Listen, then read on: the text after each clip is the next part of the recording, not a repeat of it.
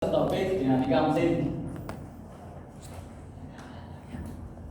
Bedanya kinematika dengan dinamika apa? Mas Dekri apa? Sebenarnya kalau kinematika itu sudah yang diketahui oleh cara waktu, kecepatan dan kecepatan. Oke. Dinamika itu ada gaya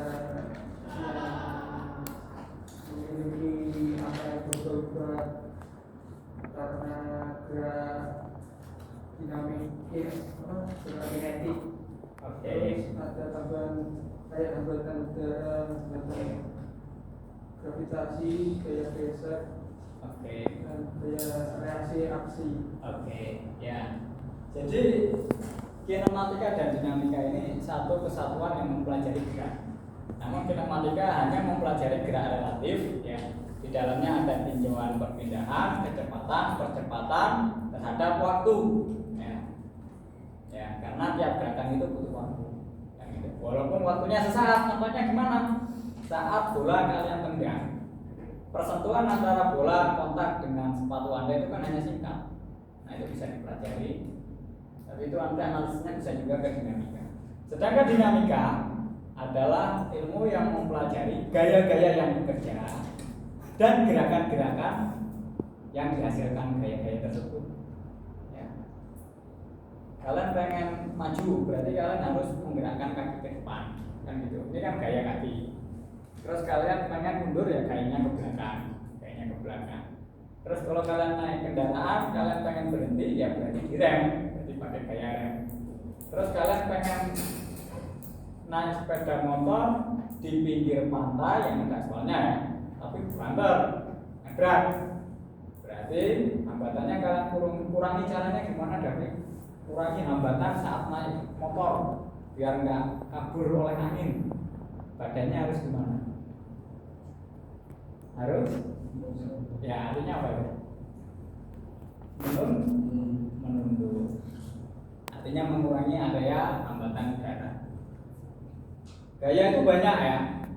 Terus sekarang kita mempelajari dinamika pada mesin, yaitu gaya-gaya yang bekerja pada mesin, dan sehingga mesin tersebut bisa membuat gerakan.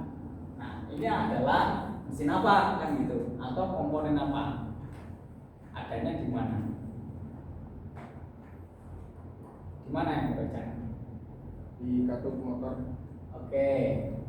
Ya, ini adalah bagian dari susunan blok mesin. Di dalamnya ada piston, ada silinder, ada katup, ada stang seher, ada crankshaft atau porosengkol, ada camshaft atau noken emas, dan ada batang torak. Ya. Nah, namun untuk yang konsep ini tidak sepenuhnya mirip seperti yang ada di dalam motor, ya. Karena yang ada di dalam motor itu yang bergerak adalah nokennya. Kalau ini kan yang bergerak toraknya. Oke, maka di sini kita beri keterangan.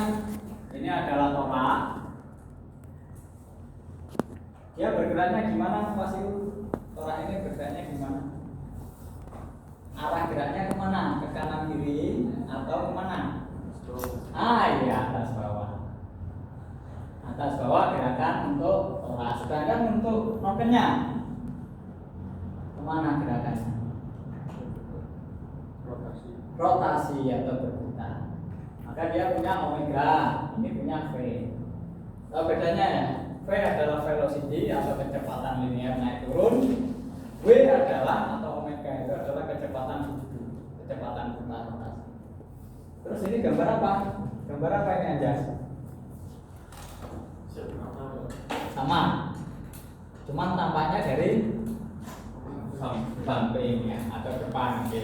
Ya, kalau ini depan, ini samping. Kalau ini samping, ini depan. Jadi ini namanya gambar dua dimensi, kan, tampak samping dan tampak depan. Terus kalau yang ini, sekarang kalau yang ini gerakannya bisa dua. Ini yang naik turun, sedangkan ini gerakannya kanan kiri. Jadi ini tetap V, ini juga V. Ini yang disebut sebagai knob translasi. Knob yang bergeraknya translasi, bergeser. Kalau ini knob piringan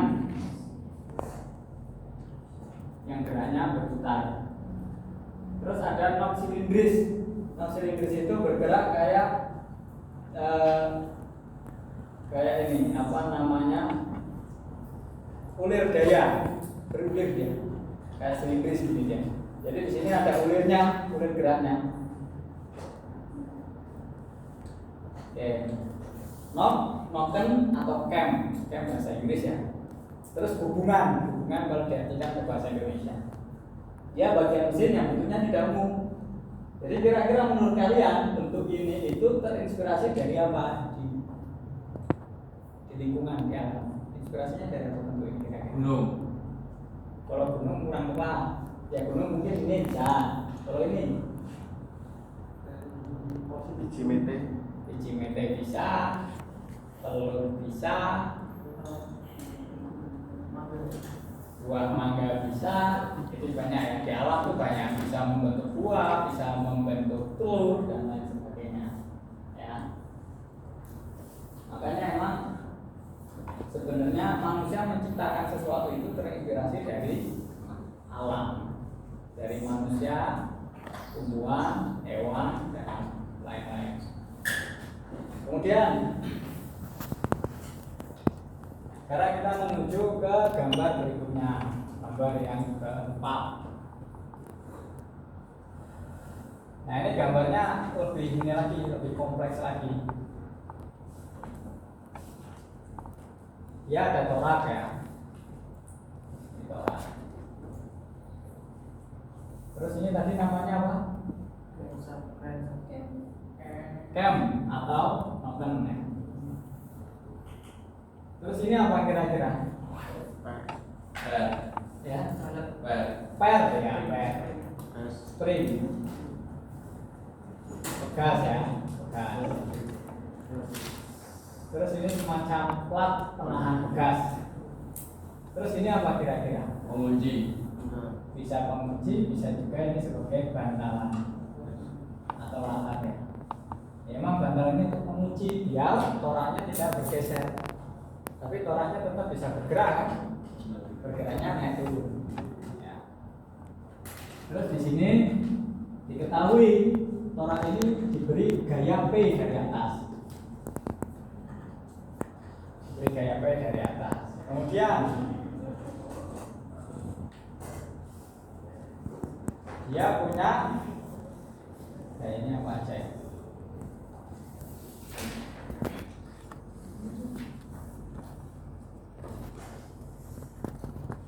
Dia diberi gaya dari atas sehingga nokennya berputar berlawanan arah jarum jam jam atau pasnya ya. Terus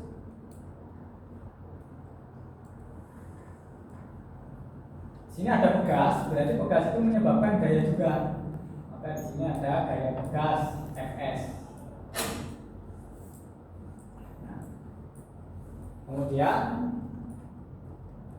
orang memiliki berat atau memiliki massa, maka di sini ada gaya berat. Oke.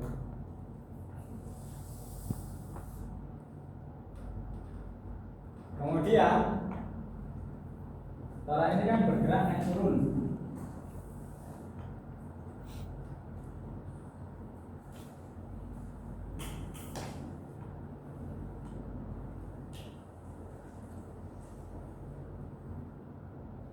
Maka dia punya nilai V dan nilai A.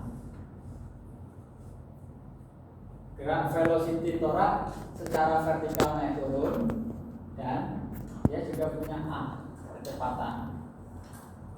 Percepatan rumusnya apa Isa? Percepatan sama dengan V dibagi V dibagi waktu, kecepatan dibagi waktu ya. V per T. Nah, ini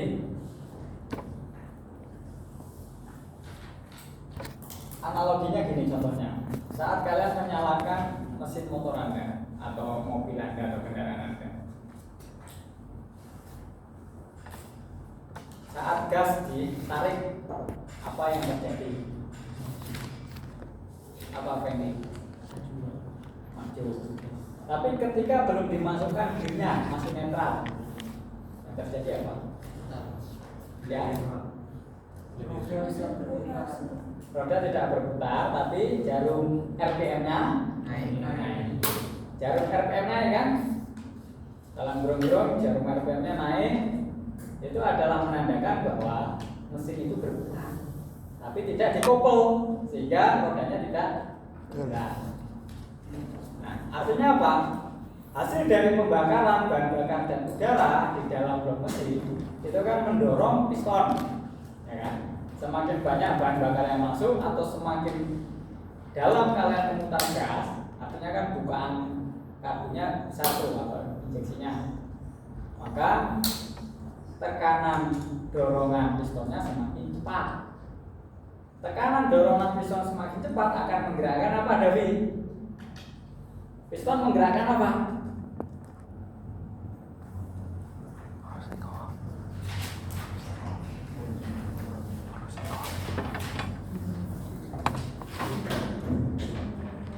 Ini gambarnya. Ini piston ya. Piston. Dia menggerakkan apa?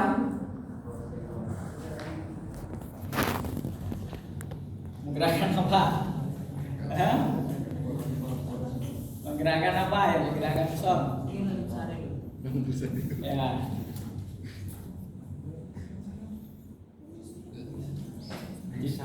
Crankshaft itu stang seker. Connecting rod ya, connecting rod dulu. Connecting rod menggerakkan crankshaft atau poros engkol. Poros engkol dikoppel dengan yang namanya sprocket atau rantai. puli ya, lebih mirip puli ya, lebih pas. Gear untuk puli yang menggerakkan puli pada camshaft. Jadi ini satu kesatuan. Setelah piston didorong oleh tekanan bahan bakar, ya kan, sehingga camshaft akan berputar, puli juga akan berputar sehingga menggerakkan poros noken ya, atau camshaft. Itu ya. Makanya ini gerakannya satu kesatuan. Makanya arti dari VVT, valve variable timing, artinya apa? Bukaan karbu itu harus tepat dengan putaran mesin, gitu ya. Dan kalian bisa merasakan putaran mesin dari jarum RPM. RPM menunjukkan kecepatan putaran mesin. Suara mesin juga semakin besar, semakin keras. Suara mesin dihasilkan dari apa? Dari Wasiful. Suara mesin itu penyebabnya apa sih? Ya. Kok ada suara yang halus, ada suara yang keras. Ini masih ori loh, bukan diganti knalpotnya loh. Penyebabnya apa? Suara mesin itu.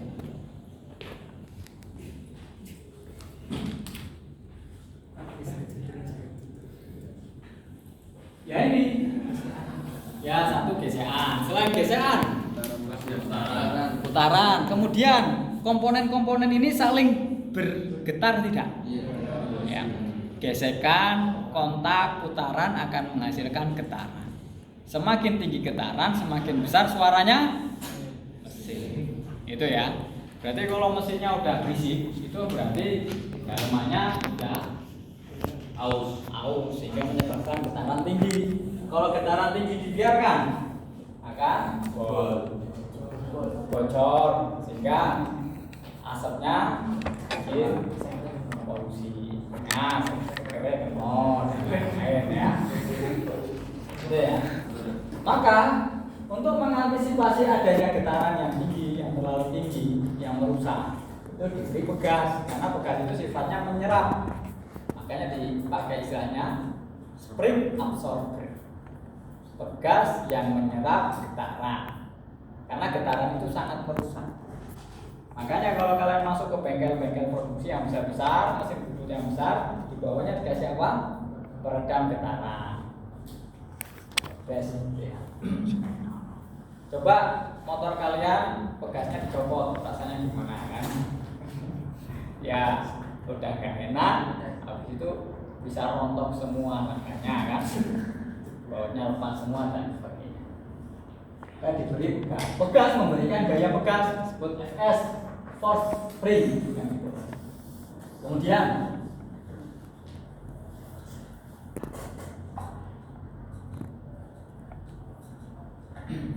velocity percepatan pada orang. Nah, ini ikut bergerak kan? Bantalannya ikut bergerak kan? Enggak. Bantalannya tidak bergerak, tapi dia semacam pembatas gerakan torak. Nah, maka di sini ada yang namanya gaya apa sih?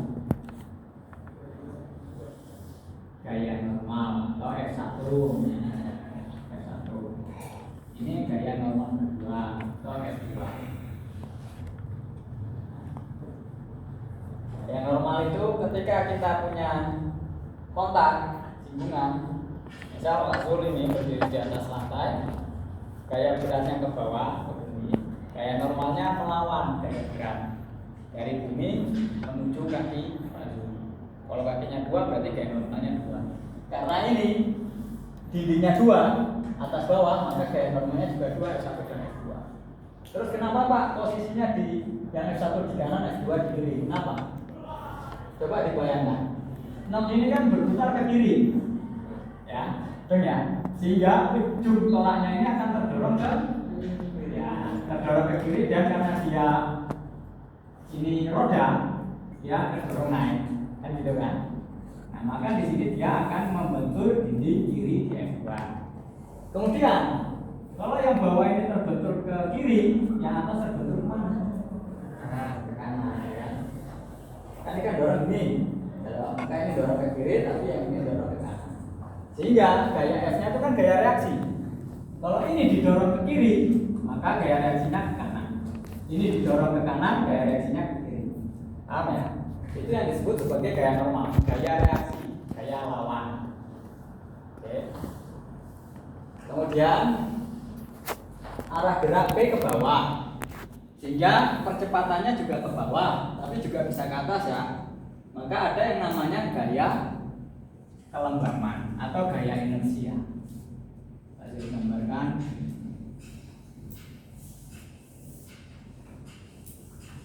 Nah, gaya kelembaban atau inersia. Gaya kelembaban atau inersia seperti yang sudah sempat saya sampaikan, itu seperti yang kalian rasakan saat pertama naik kendaraan, buru-buru mau ngejar jam kuliah, baru bangun ya, tapi ya buru-buru. Kalau kamu buru-buru, narik gasnya kayak apa? Pelan-pelan atau tiba-tiba? Santai atau banter? Ya, tiba-tiba ya, banter. Nah, kalau tarik gas tiba-tiba, awakmu kedorong yang di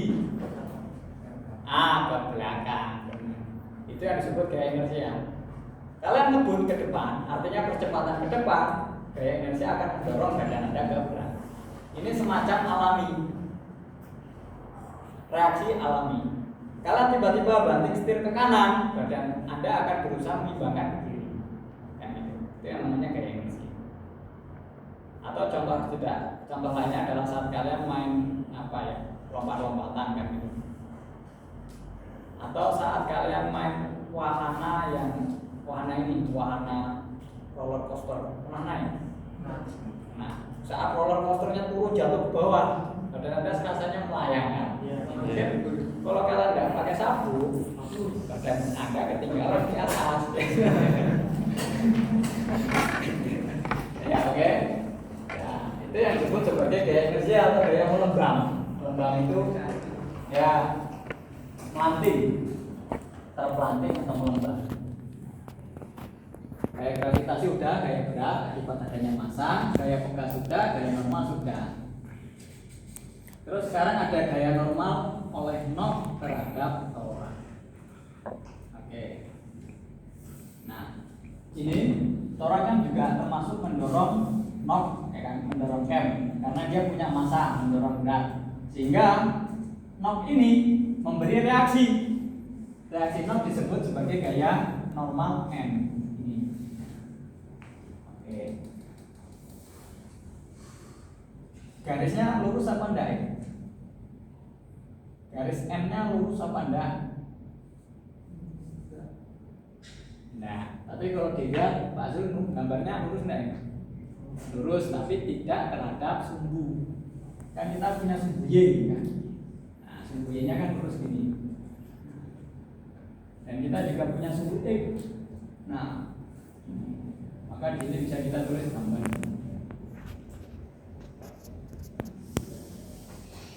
Ini seperti trigonometri. Ini. Kalau ini M, maka ini apa? Sudutnya di sini sudutnya. Ini sudut. Terus ini Pak Zul gambarkan ini tegak lurus terhadap pusat nok.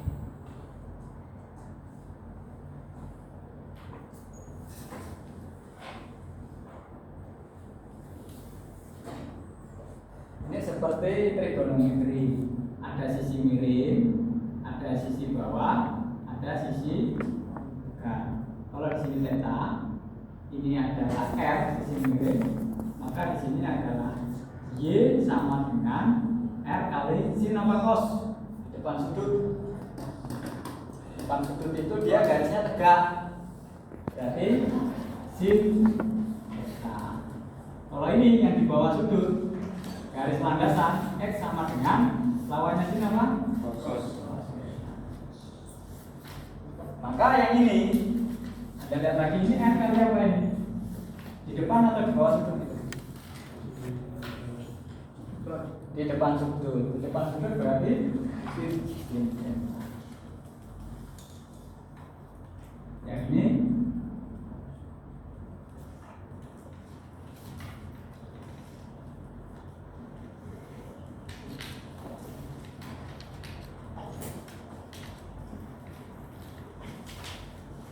M cos theta. Oke. Terus ini omega ya, kecepatan sudut atau kecepatan putar. Kecepatan putar pasangannya apa? Percepatan sudut. Percepatan sudut simbolnya apa? Alfa. Alfa ini percepatan sudut. Jadi kalau gerak linear atau gerak lurus punya velocity dan akselerasi. Kalau gerak putar atau gerak rotasi punya omega dan alfa. Ada yang kurang nggak? Gaya gesek sekarang. Gaya gesek yang belum ya. Nah, coba Anda lihat gesekan terjadi di mana saja. Di mana dia dulu? Oke, nonton dengan ujung torak. Terus torak dengan bantalan ya. Jadi di sini ada gaya gesek.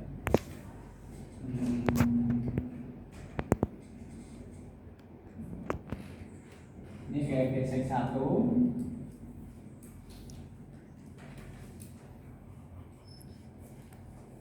Satu dan 2. Gaya gesek.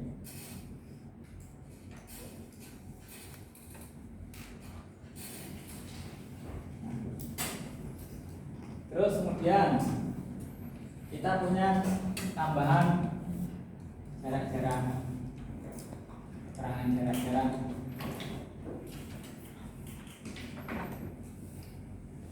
Pertama jarak juntai dari torak. Jarak juntai yang namanya menjuntai yang mana? Iya. Ini jarak juntai. Ini yang disebut sebagai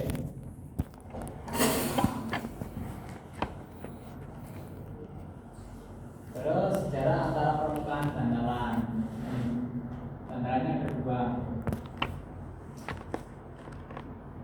Terus garis tengah batang torak mana mas? Garis tengah batang torak berarti ini.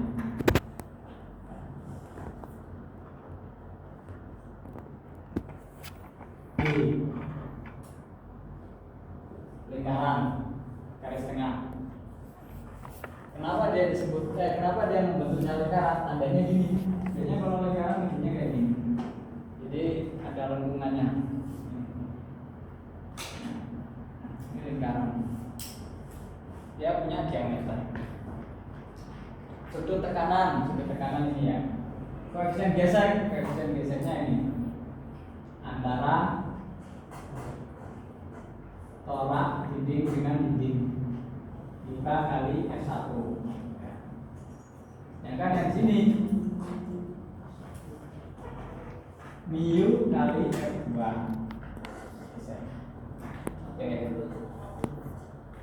Oke, sebelum Pak lanjutkan ke rumus, silakan ditanyakan yang kurang jelas.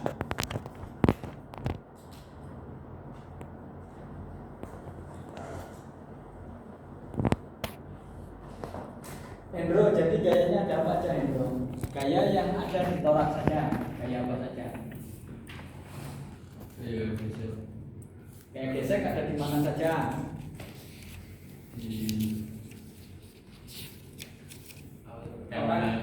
Torak dengan bantalan. Kem dengan torak. Oke. Bantalannya ada 2 ya, berarti gaya geseknya 2. Terus torak punya massa sehingga dia punya gaya apa? Gaya apa? Gaya berat ya. Gaya berat. Kalau tekanan P ini oleh komponen lain. Tekanan itu bisa disebabkan oleh, kalau di motor bakar berarti dari pembakaran. Kalau manual berarti orang yang dorong. Atau kalau dipakai untuk pelontar dia apa ya? Gaya dorongnya diinjak, tarik atau diinjak atau didorong atau ditekan. Nah, contoh ini kan gaya dorong nih ya. Nah, sudah punya nyala. Itu ya. Oke. Terus gaya kelembaman. Gaya kelembaman artinya apa, David? Gaya kelembaman atau gaya Indonesia apa artinya apa?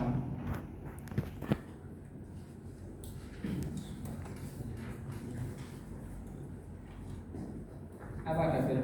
Gaya Indonesia artinya apa? Gaya yang disebabkan oleh adanya apa ini? Nah, ini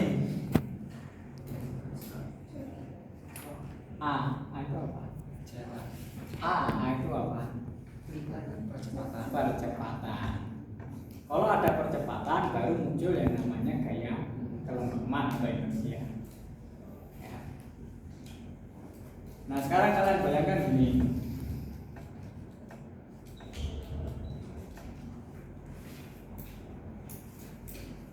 Semakin besar percepatan, semakin besar gaya inersianya, kan gitu ya. Nah, dan semakin cepat kalian menarik gas, misal kendaraan Anda kalian pakai buat geber terus, yang terjadi apa? Kencang, boros, satu boros jelas. Kedua, komponen-komponen yang berkontak akan mudah aus karena putarannya semakin banyak semakin kencang. Kemudian putaran yang tinggi akan menyebabkan mesin itu saling yang panas, bergetar kan gitu. Makanya coba kalian lihat atlet lari. Kalau sepatunya cuma satu dipakai buat lari terus, akhirnya lama-lama kan aus atau habis. Oke, jadi percepatan ini semakin tinggi akan menyebabkan gaya inersia semakin tinggi. Gaya inersia akan menyebabkan hentakan. Hentakan akan menyebabkan gesekan, getaran yang akan menyebabkan mudahnya aus pada komponen dan mudahnya terjadi kerusakan pada mesin seluruhnya. Maka untuk menghemat mesin, untuk menjaga kendaraan kalian biar baik, caranya gimana? Ya, satu kasih perumahan, dua Perawatan rutin. perawatan rutin, tiga yang paling penting selain perawatan itu sebenarnya apa? Penggunaan. Penggunaannya ya harus ya sewajarnya ya. Gitu. Kalau gunanya bisa wajar, kalau nggak terlalu ngegas, ya kan? Karena ngegas itu bikin capek, ya kan? Ya. Oke, ada lagi yang mau tanyakan?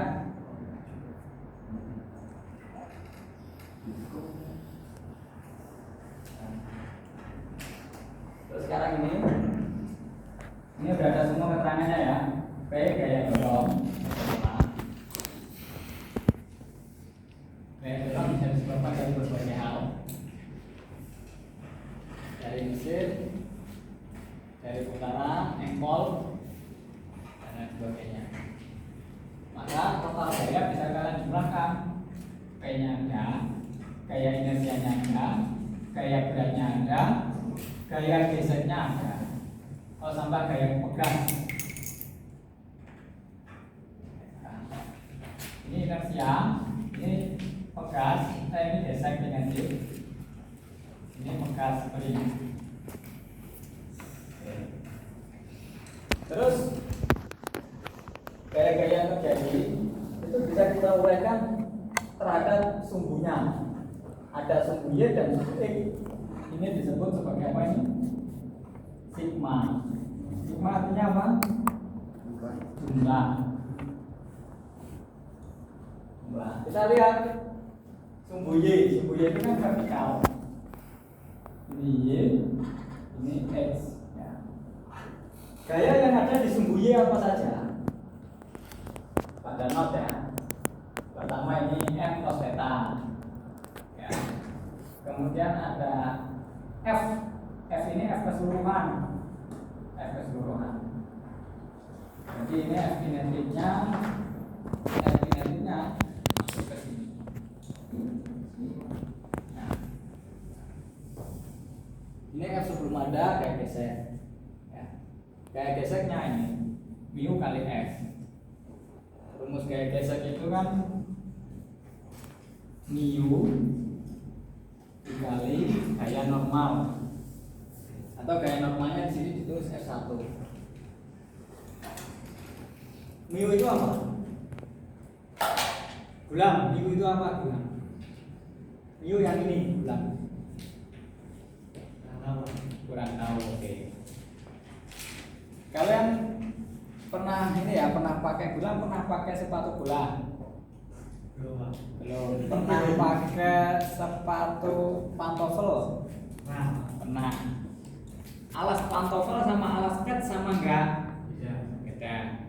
Terus kalau mau pakai jalan di keramik, enak mana? Enak di ket yang gini ya. Kalau pantofel enaknya di ya sama aja enaknya, cuma lebih pantofel. Jadi yang namanya mu itu adalah koefisien gesek yang menyebabkan dia mudah untuk tergeser atau mudah untuk aus atau mudah untuk apa istilahnya, mencengkeram. Makanya kenapa roda-roda kendaraan itu ada alurnya. Kalau nggak ada alurnya ya aus. Kalau udah aus ya licin, dia nggak mencengkeram lagi dengan aspal. Terus kenapa kalau kalian cermati jalan beton ya, itu ada apanya tuh, garis-garisnya kan? Garis-garis. Kalau nggak ada itu mungkin cenderung licin. Maka alur-alur itu digunakan untuk mencengkeram. Nah, alur-alur itu akan menyebabkan nilai mu. Koefisien ini yang berbeda-beda. Nah, maka tergantung gunanya. Kalau kalian untuk beruntuknya untuk menggerakkan, ya mu-nya harus ada nilainya. Tapi kalau kalian butuhnya hanya untuk ganjal, antalan ini, ya biar ini lancar ya mu-nya kecil. Ya, oke. Ada lagi yang mau ditanyakan?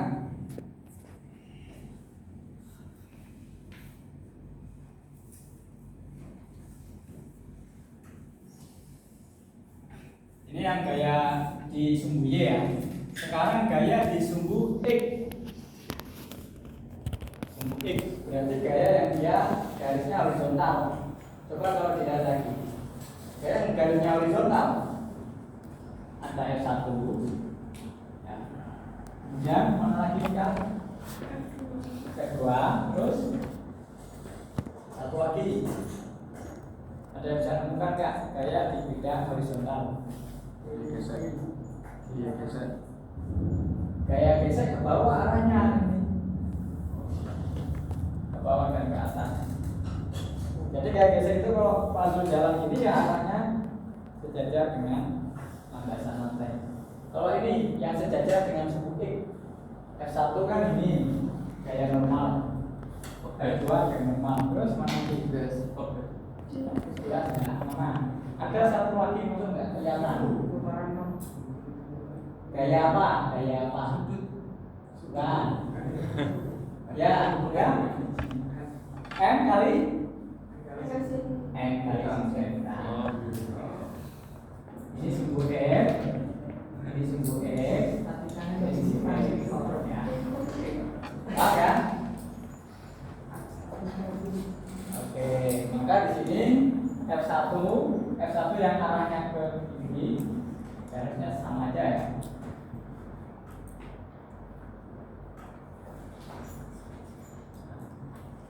F2 plus M sejuta. Ini namanya adalah cara menganalisis gaya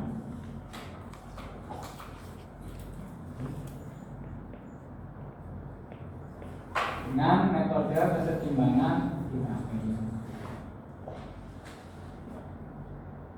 Kesetimbangan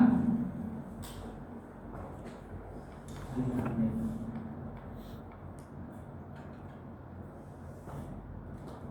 Ini dari kita hari ini. Tapi dicatat sama Mas Nur.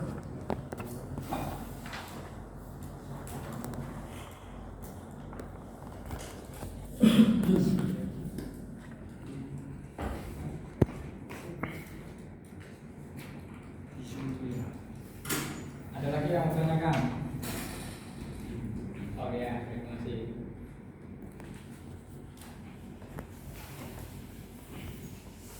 Gambarnya jadi berantakan ya? Nggak apa-apa. Ya, nggak apa-apa. Yang penting nanti kalian harus paham ya. Ya. Terus ini sekarang kita lihat